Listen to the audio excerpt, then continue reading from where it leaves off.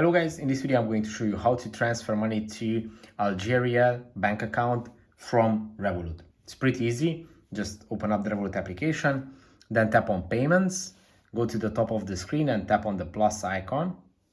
Then select international, scroll down and you will find Algeria. Then type in the amount of money that you would like to transfer. Select the account that you want your money to be taken out of. Then you just have to see the SWIFT options. You have multiple options to share the fee or pay all fees. Then you have to select if it's a bank account and you can read when is it going to arrive.